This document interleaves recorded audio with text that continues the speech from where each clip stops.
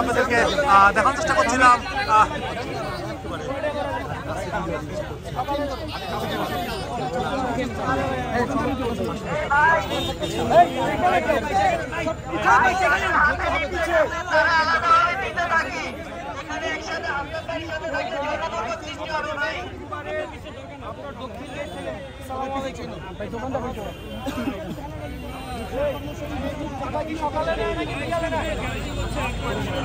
সবাই পিছিয়ে যাও, পিছিয়ে যাও,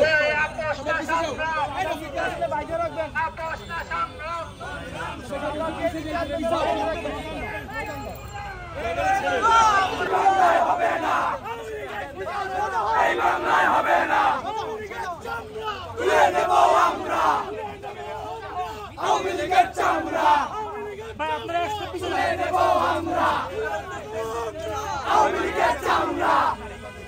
ভাই একশো পিছিয়ে যান না ভাই। সংগ্রাম সংগ্রাম সংগ্রাম সংগ্রাম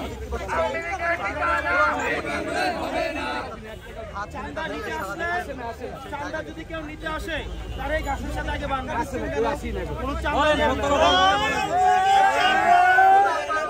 যে গণহত্যা চালিয়েছে সেটার আওয়ামী লীগ শুধুমাত্র গণহত্যা না, আপনার 2009 সাল থেকে পিলখানা হত্যাকাণ্ড থেকে শুরু করে শাপলা হত্যাকাণ্ড, তারপরে হচ্ছে যে জুডিশিয়ারি কিলিং, আমরা দেখেছি বিভিন্ন রাজনৈতিক দলের উপরে যে যাদেরকে ফাঁসিতে ঝুলিয়ে হচ্ছে হত্যা করা হয়েছে, এবং পরবর্তীতে মোদি বিরোধী আন্দোলন, ভারতের আগ্রাসনের যেই পথকে প্রশস্ত করে দিয়েছে হাসিনা, এবং সর্বশেষ 3টি ইলেকশনে আমি ভার্সেস ডামি মিডনাইট ইলেকশন, এই আনকনটেস্টেড ইলেকশনের মধ্য দিয়ে যেভাবে ক্ষমতাকে কুক্ষিগত করেছে, এবং সর্বশেষ জুলাই গণঅভ্যুত্থানে যেই ইচ্ছাকৃতভাবে যে ছাত্র জনতার উপরে যে পরিমাণ হত্যাকাণ্ড চালিয়েছে, সেটির কারণে আওয়ামী লীগ একটা রাজনৈতিক দল আর হিসাবে নেই, নাৎসি পার্টির মতো। এবং একটা মনে রাখতে হবে, আওয়ামী লীগের কোনো স্বাভাবিক পতন হয়নি, ভোটের মধ্যে পরাজয় হয়নি, বরং গণঅভ্যুত্থানের মধ্য দিয়ে আওয়ামী লীগের পরাজয় হয়েছে। যারা পালিয়ে গিয়েছে যে রাজনৈতিক দল, সেই রাজনৈতিক দল আর কোনোভাবেই বাংলাদেশে রাজনীতি করার কোনো অধিকার নেই। আওয়ামী লীগকে বিচার প্রক্রিয়ার মধ্য দিয়ে আওয়ামী লীগের বিচার নিশ্চিত করতে হবে, রেজিস্ট্রেশন বাতিল করতে হবে, এবং সে পর্যন্ত আওয়ামী লীগের সকল ধরনের রাজনৈতিক কার্যকলাপকে নিষিদ্ধ করতে হবে।